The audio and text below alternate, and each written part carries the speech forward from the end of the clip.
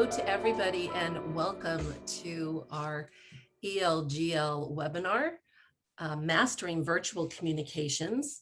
We're so fortunate to be partnering with ELGL. I'm from the Davenport Institute of Public Engagement and Civic Leadership located at Pepperdine University in Southern California. And I'm the executive director, the brand new executive director of the Davenport Institute. I am fresh out of local government myself and spent this whole past year, like many of you, trying to navigate virtual communications in this very different environment that we were all working in. ELGL, in case you aren't aware, is Engaging Local Governments Network.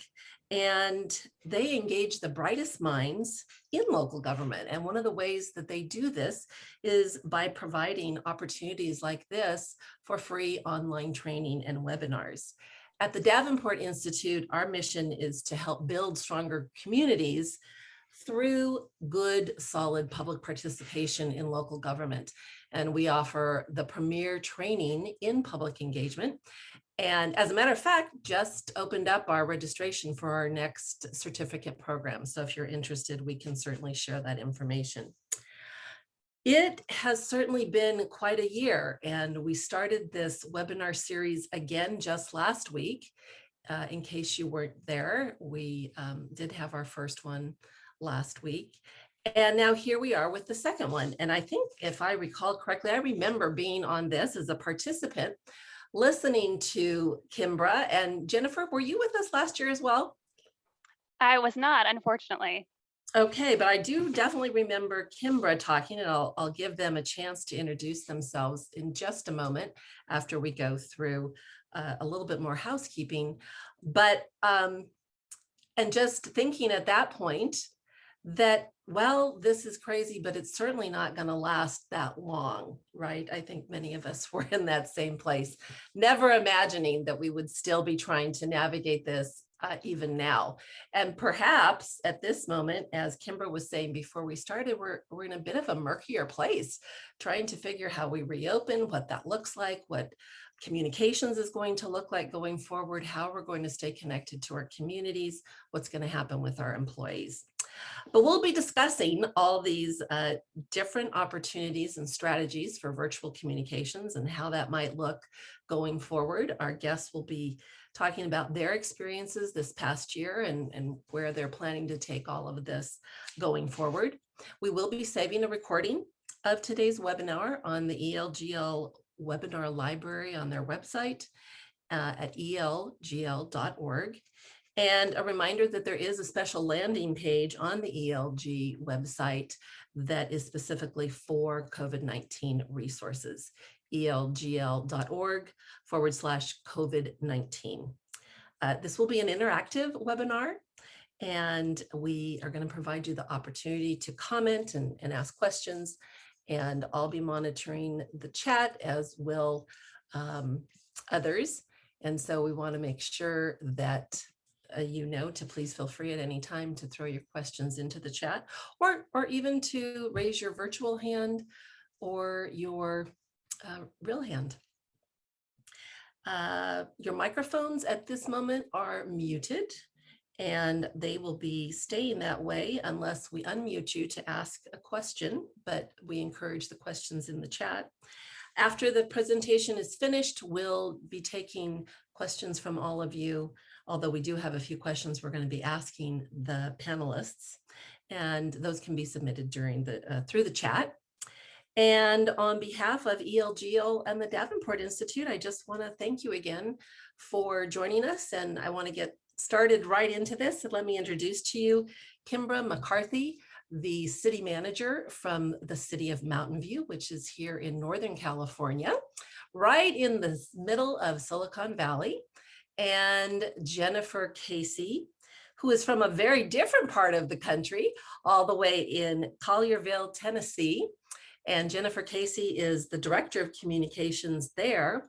And before we get into the questions, I'm just going to ask the both of you, just give us a brief overview of how you came to be sitting where you are today. And maybe we could start with Kimbra and then Jennifer, if you would follow. Sure. Thanks, Maureen, and hi, everyone. I'm really happy to be here and talking about this subject. So I started as city manager in Mountain View. As Maureen mentioned, Mountain View is in the middle of Silicon Valley in the Bay Area in Northern California. We are the headquarters for Google and LinkedIn, number of other tech companies and startups. So it's a very busy area with a lot of engaged residents. So I started as city manager in March of 2020. So I've been saying this whole time that on my 9th working day, I declared a state of emergency. And then I believe it was the 12th working day when I sent everyone home, most of our organization. So it's been quite a year, as you had mentioned. There's been, as we all know, just dealing with the pandemic, navigating through that, but also the social unrest. And I know that in various regions in our country, there's been a lot of other things happen over this last year. Like, for example, in California, there's been wildfires. And I know there were, in the Midwest and Texas, there were outages with electricity due to snow. So there's been just so many things that we've been dealing with. My path to the city manager has not necessarily been a linear path, but I am very happy to be where I am now.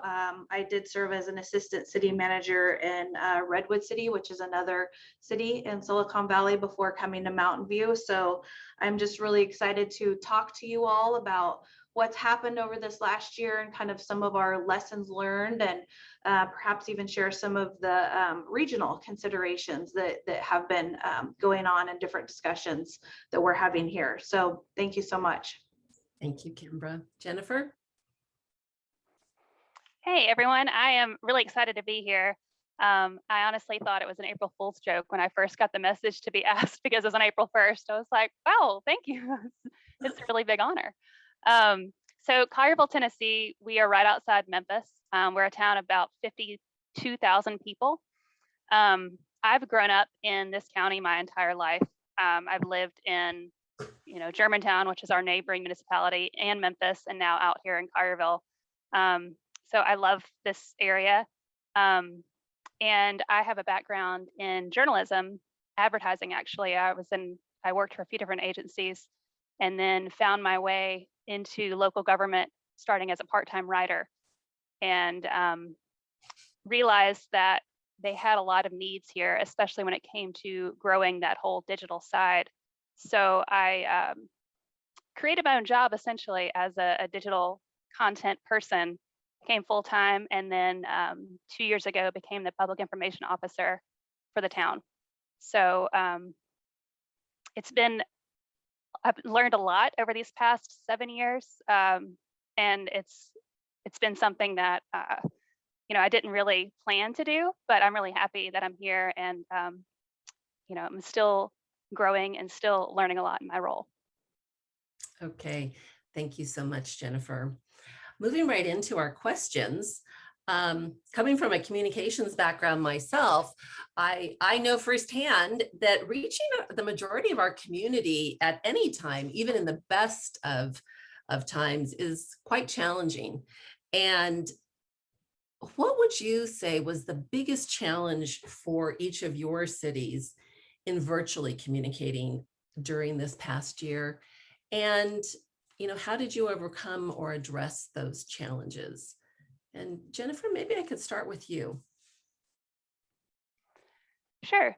So I think the biggest issue was making sure the community knew that we had these options available, that you could watch public meetings virtually, that you could interact with us through our social media pages, that we had different ways to pay your water bill instead of physically coming up here and dropping off your payment, because we still have a lot of people that do that. So we had to make sure that our community knew that we weren't going to stop services just because the rest of the world seemed to have stopped.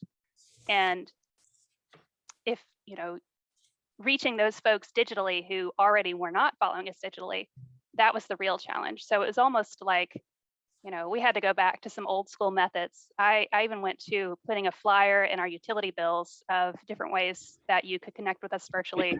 I had a great relationship with our local paper. We still have a free local paper, and he luckily runs just about everything I send him. So that was huge too, with those media contacts that I had to help us, spread the word and make sure that we were reaching everyone that we possibly could. Thank you, Jennifer.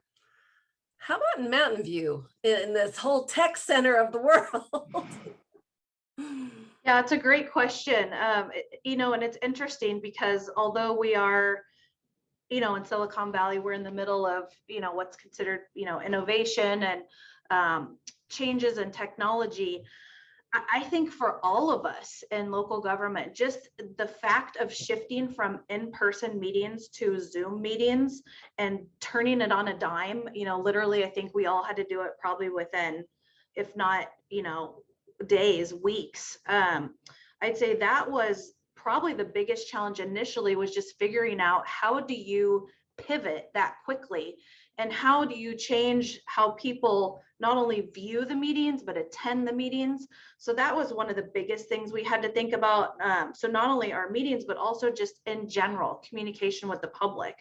I think a lot of you probably know that you have a variety of residents who like receiving information in very different ways in all of our communities. So you might have folks that don't use social media and they don't go on the website. And so they like to, like Jennifer said, read a paper, or they like the hard copy of a newsletter. Then you have different populations that only communicate via social media or only want their information electronically. So I think the biggest challenge really was just figuring out all the different mediums of communicating and how we were going to do that. And the other piece of it was just also our community is very diverse, not only in terms of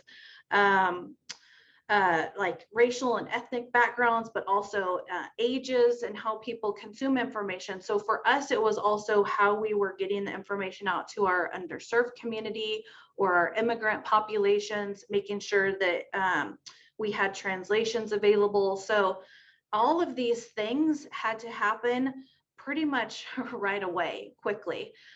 So I think that was really, that was, kind of the challenge of it, was just doing all of this so quickly, and then learning also as we go along the way. We did get a lot of people attending the meetings virtually. We've always had quite a few people attend our council meetings, but as the meetings went on, there were a lot of folks attending virtually. It seemed to work out, but we also heard feedback that, people weren't able to access Zoom, or perhaps they didn't have broadband access, or perhaps they couldn't figure out the platform. So there were just a lot of things. I think, looking back over this past year, we've been able to navigate through a lot of them, but it seemed like there was always something that came up that we needed to address. So you not only have the meetings, but then just communicating information about COVID to the community and what's happening on a daily basis. So that was really kind of, I think, over the last several months, just the big hurdle to get over. Yeah. Just as the two of you were both speaking, one of the things that just popped into my mind that I just would like to ask you to comment on, we focused a lot on the fact that we had to go virtual and that we've had to rely on technology in another way. But at the same time, do you kind of think we really did have to explore some of the non-technical, old-fashioned, Jennifer, you mentioned it a little bit, Kimbra, you did too. Do you think that really was just as important during this time, was not forgetting that there are non-technology ways to communicate, and there are still some people who maybe really do prefer to receive their information that way or can't receive it any other way?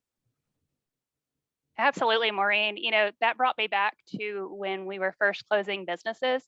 Our economic development director just got on the phone and started calling businesses in our town and was like, heads up, this is coming. And a lot of us started joining in with them and in doing that. It's almost like you felt like a salesman making some cold calls or something, because it felt so unusual, especially for me, to do that. And just in a way, it was kind of cool because we were connecting in a different way that we really hadn't in a while, especially with the business community. Sure. Kimbra, any thoughts on that? Yeah, I would totally agree with that. So yes, I think different methods, as I was saying before, is critical. So you can't just rely on your website or social media. We still send out a newsletter that goes to every single household in the community. It's done generally we try and get to a quarterly basis, but it's not as frequent as we would have liked. But that newsletter has it's like a little mini magazine. It's a wealth of information about what's happening in the community, what the city has done, COVID information, all the things that we launched over this past year. We had a lot of programs to serve our most vulnerable population. So rent relief programs, small business grants, utility bill program, just all the different things that we did. We made sure that we were getting that directly to people's doorstep. So we have the virtual information, but also the hard copy that would get mailed to people's homes. We also have emails, email blasts. We had what started out as daily became 3 times a week, then 2 times a week, and then weekly, what we called the briefing, which was a newsletter that went out to our community every week via email. So, I do think that you still have to rely on all of the various methods because, people get and consume information very, very differently. So I don't think that in local government will stop doing that just because all of the residents just use technology differently or don't use technology. So you always have to try and meet people where they are. And not assume that people are going to just automatically, get their information via the website or social or an email.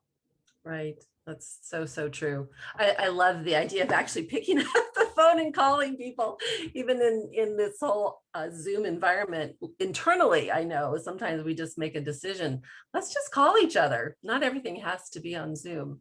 Yeah, it's almost refreshing, Yeah, and I think that's a great point because one of the things that we were hearing was that a lot of businesses didn't know what was going on. So similar to what Jennifer said, we actually had our library department and a lot of our library staff, when the library was closed down, with our economic development staff, called every single business in our community twice. So we called our small business call center. So at the beginning of COVID, we called to talk about the resources that were available from the city and the state. And then we did it several months later. So we tried to really use those staff who maybe weren't actually, working on site, and we could pivot them to working on something else. But I think that, just a phone call, like you said, we forget that that's a very important way to communicate. Right. And oftentimes a very solid way to communicate. Mm-hmm. So, okay. As you think and consider what's going to happen going forward now, as you're in kind of this murky water, I love that description, Kimbra, as you're trying to focus on what are things going to look like going forward. What will you continue to build upon in this kind of virtual communications toolbox that we've all had to build, and why? I think we'll have to think about hybrid meetings everywhere, what that's going to look like for our elected bodies. Once we all go back to in person, I think there's some people who really like the convenience of having the virtual meetings. Maybe some folks find it easier to actually show up and participate virtually instead of, having to drive down to wherever they might, need to go to and be in person. So this notion of, how we think about our meetings. So not just with our electeds, but just in general, keeping webinars like this, having conferences and events virtual too, regional meetings. Do we really need to drive 2 hours away somewhere anymore, as opposed to having them, via Zoom or virtually?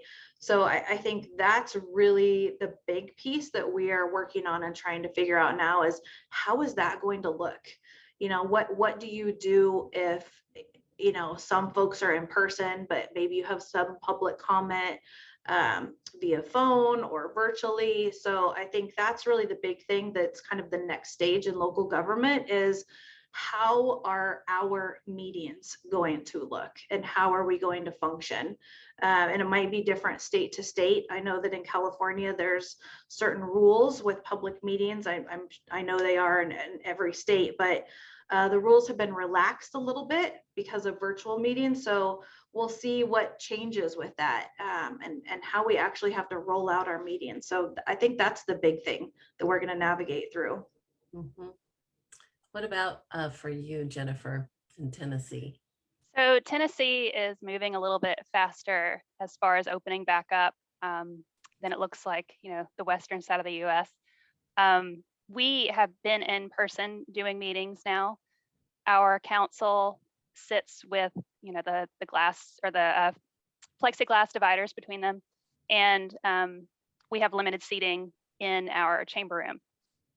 So we have staff that will come rotate in and out. So we don't have staff taking up space in the room. We have that for the public, first, which has been working pretty well. So folks will just go back to their office and watch the meeting and, come up whenever they need to do a presentation. And then we still have our virtual e-comment system. So if we have community members that need to comment about an item but don't feel comfortable coming in, they can comment virtually about agendas.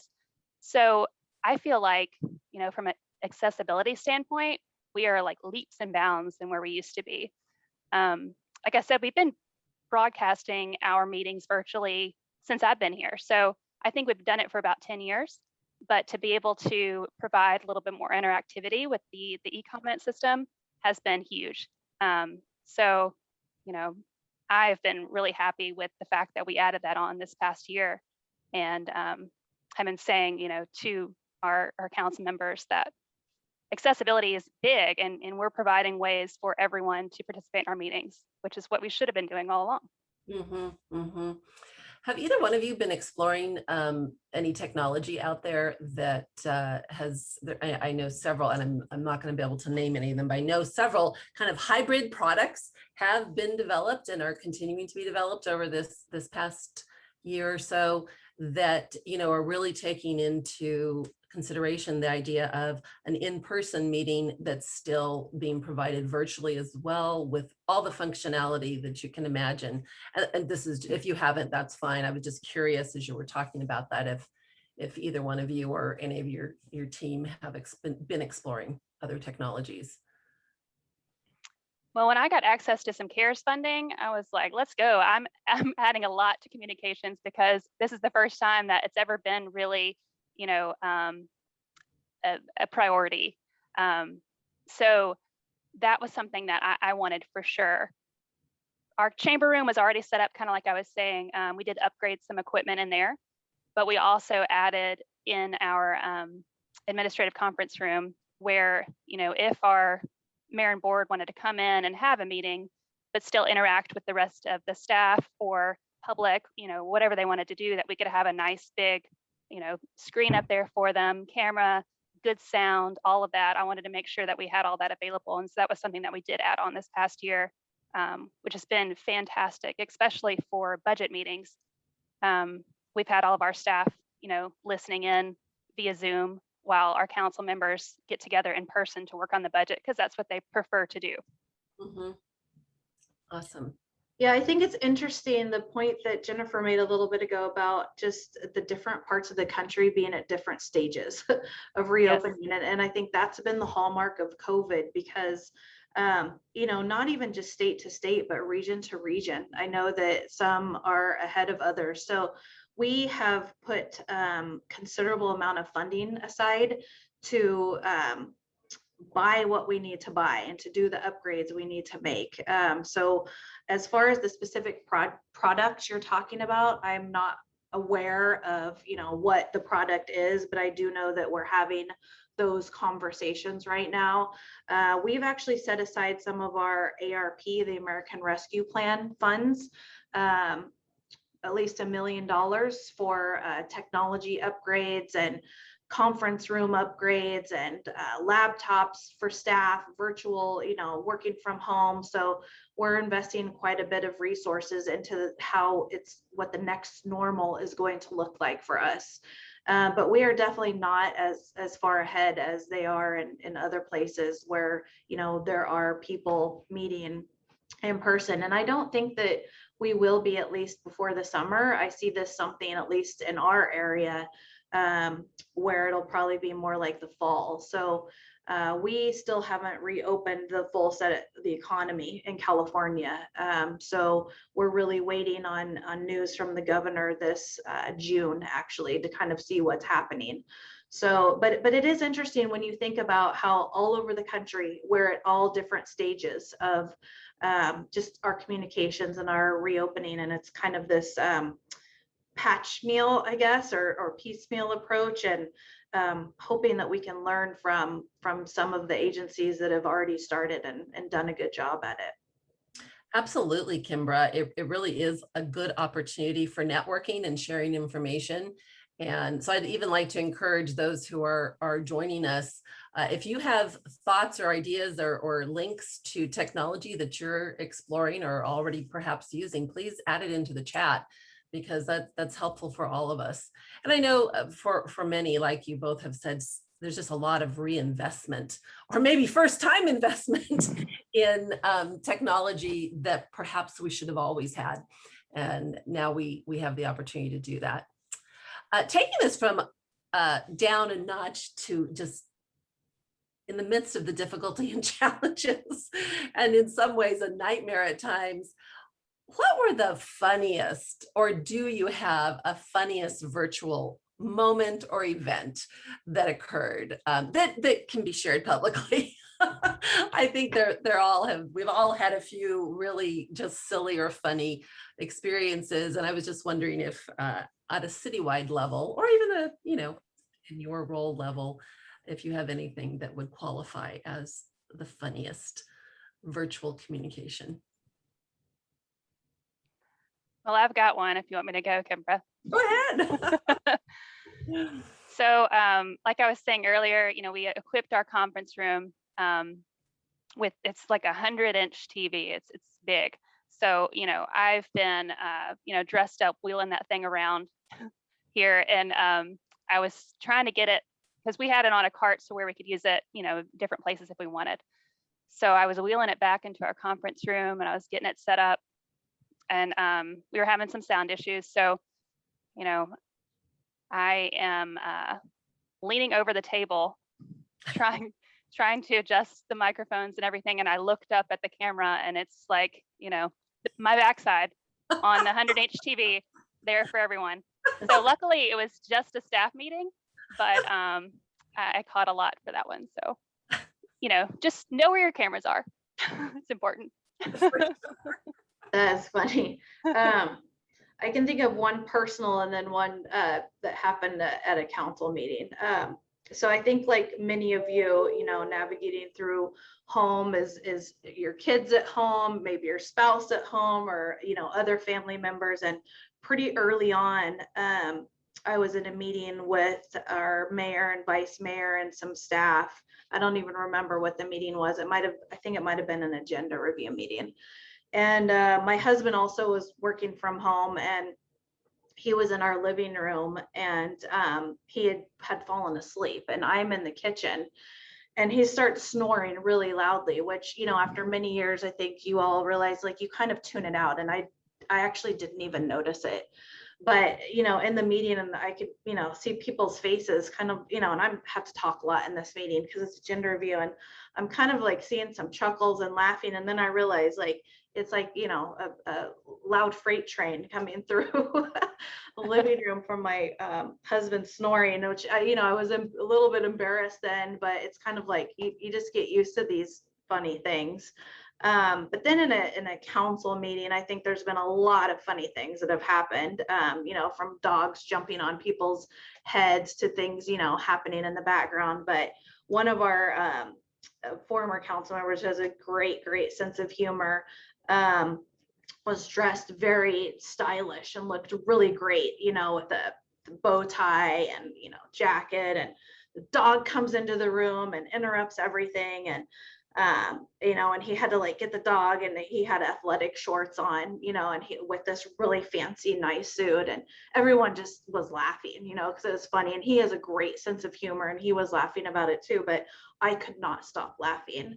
And I had to, you know, put myself off the video because it was just, you know, this policy issue and subject. And it was just like so indicative of 2020 and Zoom and just what we've all had to deal with. So those were a couple things that stood out to me. Those are great. I know Yeah. I had one moment myself where I could not stop laughing, and it was in the midst of a council meeting, and we had our deputy fire chief, and the way he had his virtual background, which was one of our old fire engines, it looked like his head was floating above the fire engine. And for whatever reason, just the whole circumstances, I had to turn off my camera because I could not stop laughing. It just, the whole thing. And I think it does, it touches into the whole environment that we're working in. And, you know, we're trying so hard to make it be professional and be respectful. And then just these innocent things that happen. I guess in many ways, we've all gotten a lot more intimately connected. Yes.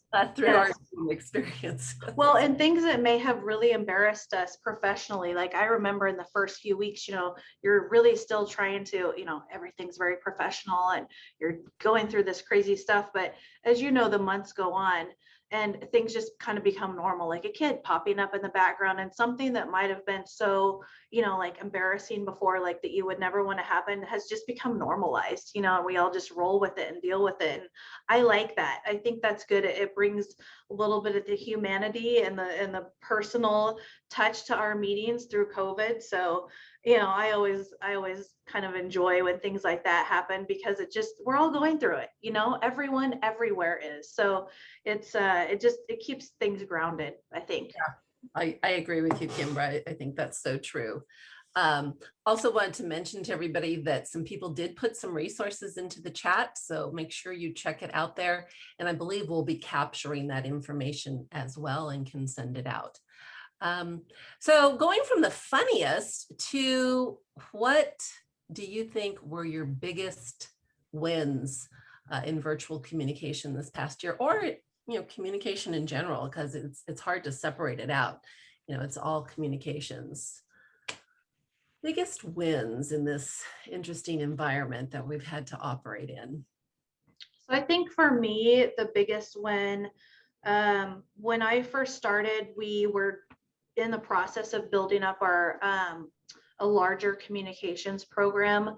So, and I believe I mentioned this in the first webinar that we did right after, since this is a year kind of check-in, that I formed a strategic communications team that was made up of staff in various departments. So we have our communications coordinator and various staff in the city manager's office, but I wanted to make sure there was a team approach, just because there was so much information that had to go out to the community in various ways and about various topics. So that was really great. Involved the now current police chief and their PIO, our community services and parks department, fire, city manager's office. So that was really good to have that team kind of leading through that and being able to engage in citywide communications. But then what eventually happened was I hired a chief communications officer and also a digital engagement and marketing strategist. So we really have been able to build out and build up, I guess, our communications program throughout COVID. And it's just showing the increased importance of communicating with the community and really being transparent, especially through COVID and everything that we've, you know, gone through 2020. So I would say those are the biggest wins, you know, things that were really, really critical to our community and organization. Yes, from an outside perspective, it was really awesome to see the communications role be elevated, you know, by creating a chief communications officer and just acknowledging that this is a critical function that is part and parcel of everything we do. Absolutely. I don't think it's ever been so important as it has been this past year. So I think, you know, the role of communications being forefront, in the community and in our elected bodies to know just how important it is. And I think, yeah, COVID has absolutely highlighted the need for that. For sure. Jennifer, did you have something to add to that? Sure. I wanted to tell Kimbra that I caught wind of some of the things that y'all were doing, like the briefing e-newsletter that you talked about. I saw that, and I think it was because I've followed your police department's social for a few years. I've met some of those folks at some conferences that I've been to. And I believe, because Chris is the chief now, right? He got Correct. moved up, Yeah. right? Yes. So I think he shared it somewhere, and I was like, "Ooh, this is great." So I modeled the briefing concept as an Good. internal e-newsletter to employees, and it worked great. Wonderful. So, That's yeah, I'm a fan of what y'all do out there for sure. But I also wanted to say, so wins for us were just when I looked at our data over the past year and saw, that we had, doubled our website visitors from the prior year, and that people were coming to us for the information. And that was just huge. I was just so excited looking at all those numbers, because, we were their trusted source of information, which, that's the goal, right? So it was really encouraging to see that, and the fact that I'm able to get funding for a new website. That was another thing that I've wanted since I got here, day one. So we're working on that too, and we're going to launch in a couple weeks, which is really exciting. But just to know that we had those tools, already in place, and that folks were utilizing them, was huge. Yeah, I think that's so important to really highlight and be aware of, because I would guess across the board, many cities had a lot more folks visiting their websites, more people signing up for digital newsletters or, hard copy things. And it's so interesting, I think, and this would be for a whole nother discussion, but now that we've got folks' attention in such a very real way, how do we still keep them engaged, going forward, which will be the challenge when the crisis passes and we've had such an increase in our, if you want to say, audience. How do we hold on to it and still make things relevant? But that is a whole different discussion. Maureen, can I say something real quick? I think Jennifer touched on a subject that's a great point. Part of comms is also how we are talking to our own employees. Yep. And how we are getting information to them so they feel included, especially virtually, as many of us have been working from home. So, one of the things that we also made sure that our strategic comms team, and then supported eventually by our chief comms officer, is making sure that we had very frequent updates to all of our staff. So we started with, I think it was, again, like 3 times a week, then twice, but now it's every single week still, where we're communicating with staff and an internal briefing on just everything that's happening. So it's not just about COVID, but other important news that they need to know. Then the other thing too is we held town halls. So I made sure that I held regular town halls with our staff so that they really felt like, they knew what was going on. They were in the loop. They had all of the important information, not only from me, but from HR. So these all hands meetings virtually that we held, we tried to do it at least every couple months, so every other month.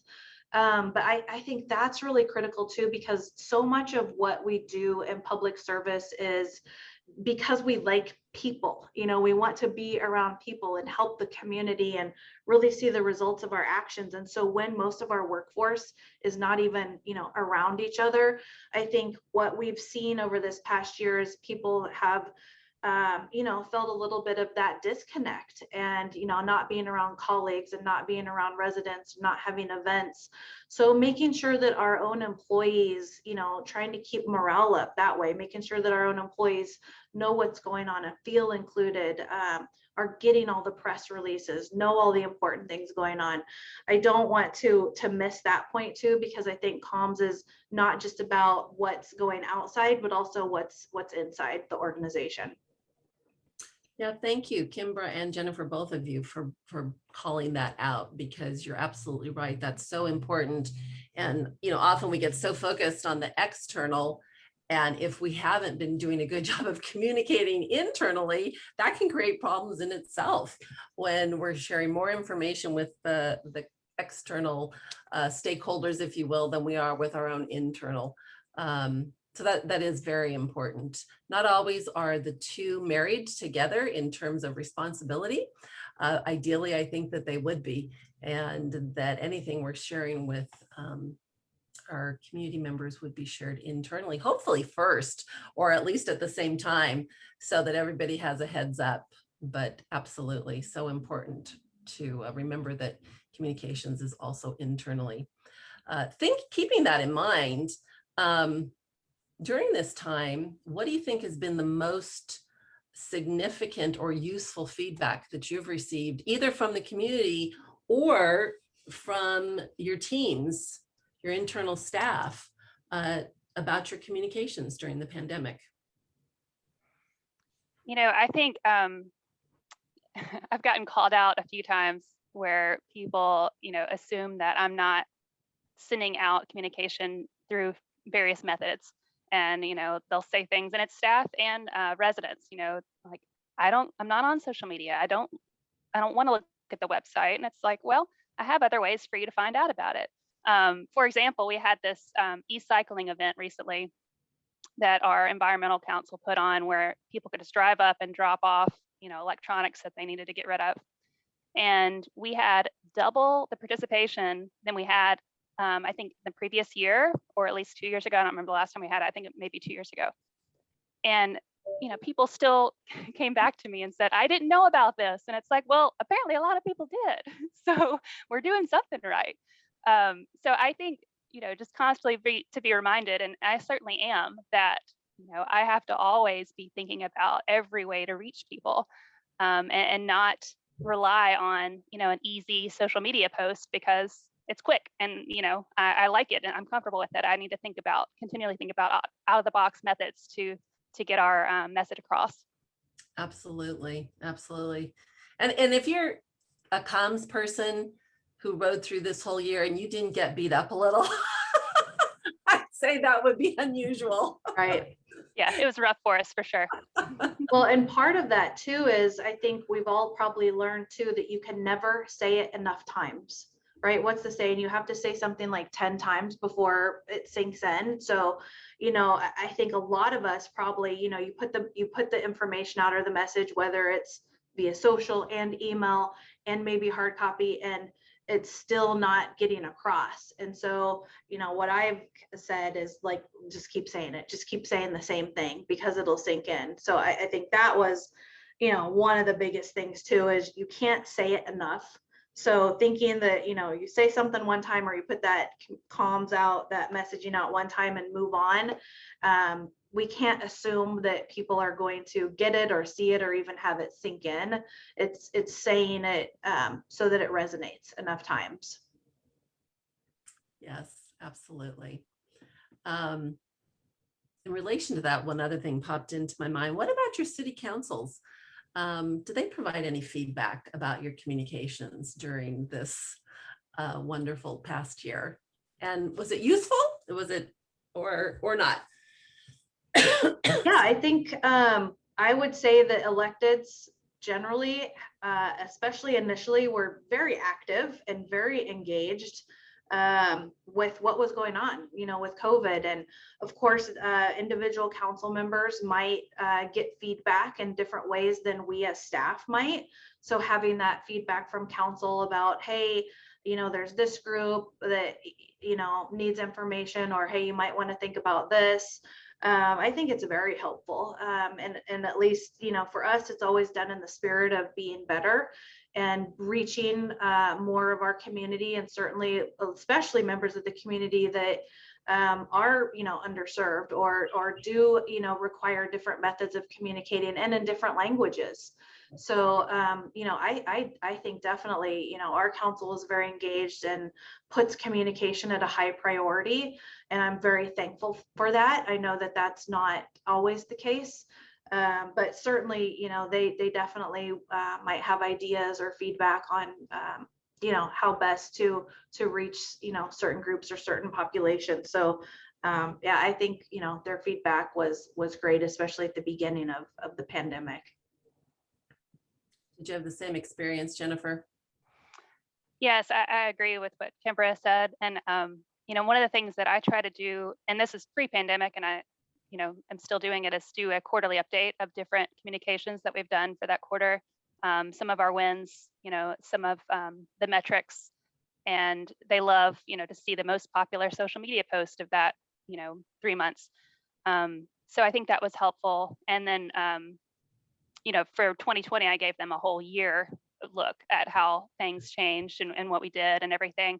I even did this great little video, and it was like a, virtual presentation, and I don't think I heard anything back about it in that email, but I know that, they saw the information and they got it. So, I think when they want to give me feedback, they certainly do. And I just try to keep feeding them the information that would help them. If they needed to use any of that for, a speech at the Rotary Club or anything like that, that they always have that data there. Yeah, because they certainly can be and usually are an extension of your communications. So, well, thank you. So pausing for a minute and realizing we are well beyond a year in this whole situation, cautiously, things look hopeful for the future. And, as we've discussed, everybody is kind of looking towards how we start moving towards perhaps more people being in the office, gathering people together, depending on what part of the country you're in. So we've got a lot we can look back upon. And if you were in a consulting or advising role with another municipality who hadn't been through a pandemic, which we're not going to find anybody in this moment, what would be your best advice or your words of wisdom on how to prepare in relation to communications for this type of a situation, for specifically a pandemic, or something that would mirror it in many ways? I tell them to go get a lot of sleep first. Get a lot of sleep and take a vacation, because you won't get either for a long time. That's a good question, because I think a lot of what we all realized was that we couldn't prepare for what was to come. I'm sure a lot of us had preparations in terms of our emergency services and emergency operations center and plans. So I'm not saying that we weren't prepared from that aspect, but I think once you're actually in the thick of a crisis like this that has lasted so long, so much of it is just that reacting and really trying to get the information out as it's coming. One thing that I think has been the most challenging throughout this whole time is the changing information and the uncertainty. So, communicating one thing one day, and then a few days later or the next week, it's totally different, or the information has changed. So my advice would be just to really prepare for the pivot, prepare to adapt, and just know that, information is changing constantly. There's so much uncertainty that, you can plan for something one day, and like I said, it just changes. So just to kind of be willing to sit in that uncomfortable seat, and knowing that, you're not always going to have all the info, that we can do the best we can with what we have, but that it's going to change. And just being as transparent and honest as possible in that moment and in that time, so that you're still the credible, trusted source of information. But when everything has changed so much and there's a lot of uncertainty, I think that's really kind of been the hard piece for a lot of us, or maybe all of us, to navigate through. And there's already kind of been this distrust in government operations. So, my advice would be just to be as transparent and open and honest as possible with everything. And then when that information changes, to, give that new information, and again, be as transparent and open as possible.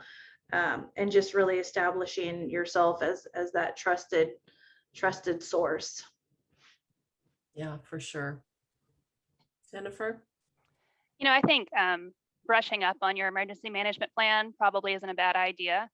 A lot of cities probably did work on theirs this past year because it became, something that you had to use, whether you had a new one or not.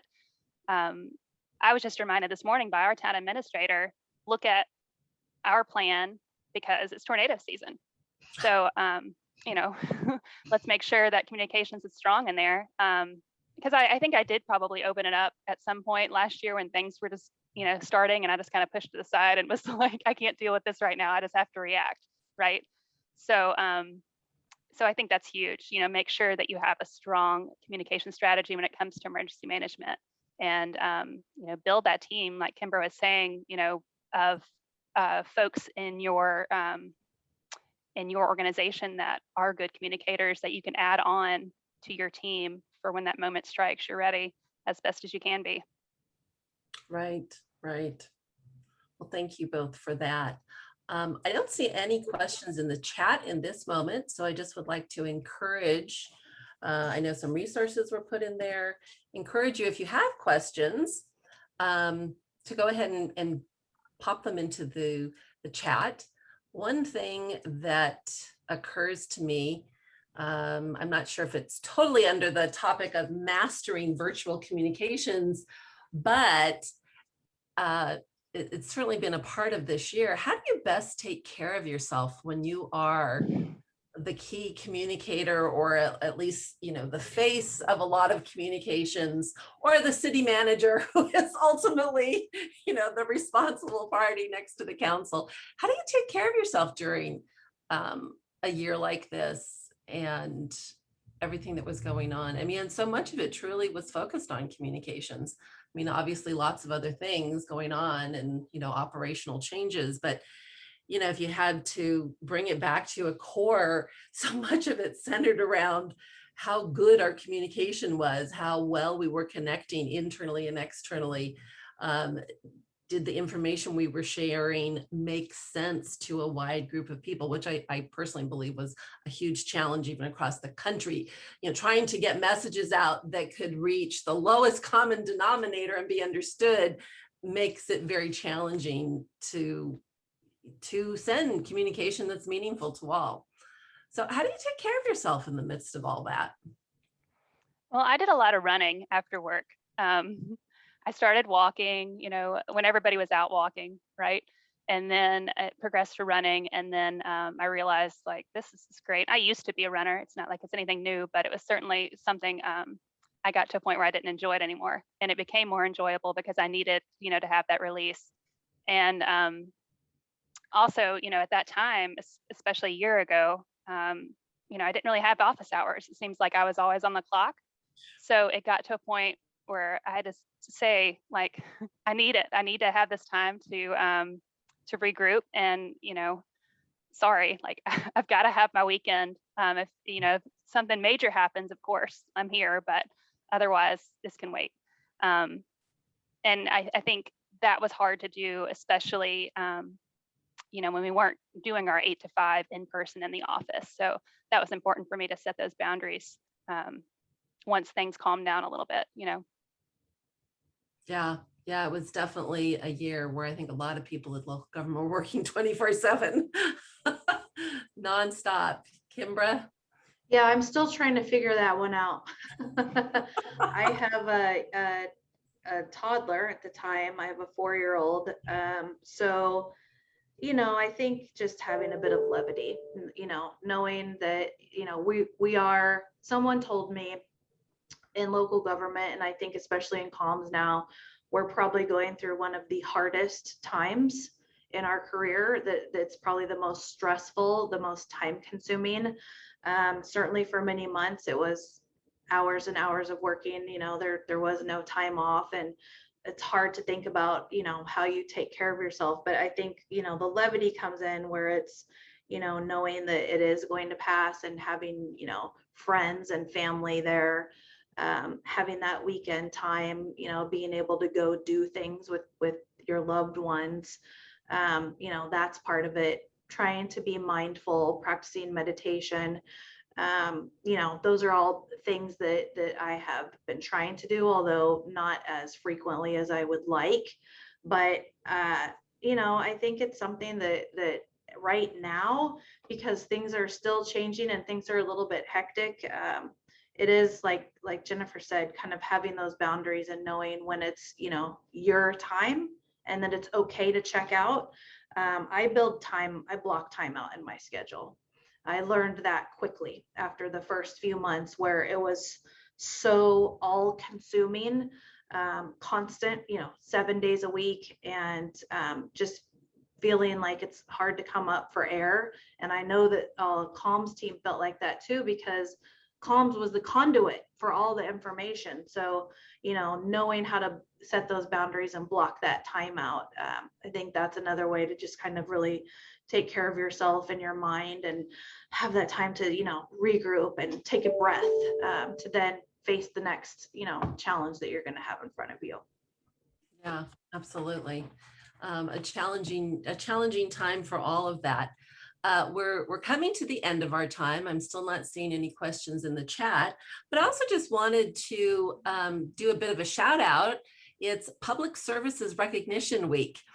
And I can think of no better folks than people who are dealing with communications to recognize, particularly for all the valiant effort during this last year plus. So thank you to all of you who work so hard in various ways in public services, and such an important thing to think about. And how would we get along without people who choose careers in public services? And I always think it's not something I thought about much when I was younger. And so how do we encourage our youth to, you know one, what public services are all about, and think about potential careers in them? And even though this is a very challenging time, just how rewarding they can be. So if there are no questions popping up, which it doesn't seem that there are, I just want to thank Kimbra and Jennifer so much for being with us today. We certainly have appreciated your ideas, thoughts, and wisdom. Thank you for all that you're doing in your community and to further the cause of local government. And I know next week we have another webinar, and I apologize for the name of it.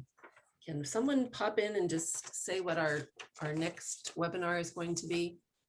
Sorry, I had to double check. This is Charisse from ELGL. Thank you, Charisse. It's work from home team building next week. Okay, so kind of an HR focus or supervisor manager focus on how Yeah, I'll go ahead and drop that in the chat for everybody too. Oh, no, Perfect. Pooja I have it beat in me the to chat. Pooja did it. Thank you Perfect. so much. Thank you. My wonderful assistant director at the Davenport Institute. Okay, well, thank you all for being here, and have a wonderful rest of your week. And maybe take the last bits of advice about finding ways to carve out some time for yourself so you can keep going in this marathon. Okay, thanks so much. Thank you, Kimbra and Jennifer. Thank you, Thank you. Maureen. Thank you, everyone. Bye-bye. All right, bye-bye.